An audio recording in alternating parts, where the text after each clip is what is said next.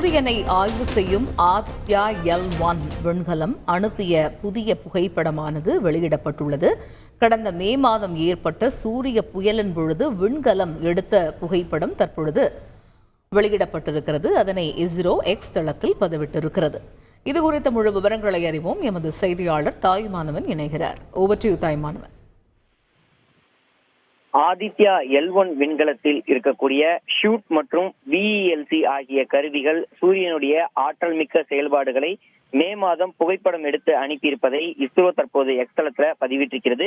Aditya L1 விண்கல ஆராய்ச்சியில சூரியனுடைய மேற்புற வளிமண்டல அடுக்கான கொரோனாவில் இருந்து வெளியாகக்கூடிய அயனியாக்கப்பட்ட துகள்களுடன் தொடர்புடைய எக்ஸ் மற்றும் எம் வகை சூரிய கதிர்கள் காந்த விசை புயல்களை உருவாக்குவதற்கு முக்கிய காரணமாக அமைந்திருப்பதாக கூறி தற்போது அதன் புகைப்படத்தை இஸ்ரோ வெளியிட்டிருக்கிறது. கடந்த மே மாதத்துல AR13663 என்கிற பகுதியில சூரிய புயல் என்பது ஏற்பட்டிருக்கிறது.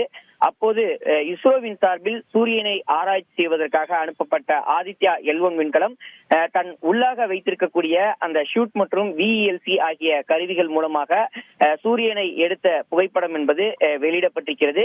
இதில் சூரிய மேற்புற வளிமண்டல அடுக்கான கொரோனாவில் இருந்து வெளியாகப்படக்கூடிய அந்த அயனியாக்கப்பட்ட துகள்களுடைய தொடர்புடைய எக்ஸ் மற்றும் எம் வகை சூரிய கதிர்களுடைய காந்த விசை புயல்களை உருவாக்குவதற்கு முக்கிய காரணமாக அமைந்திருப்பதை கண்டறிந்து தற்போது இந்த புகைப்படத்தை காண்பித்திருக்கிறது இஸ்ரோ.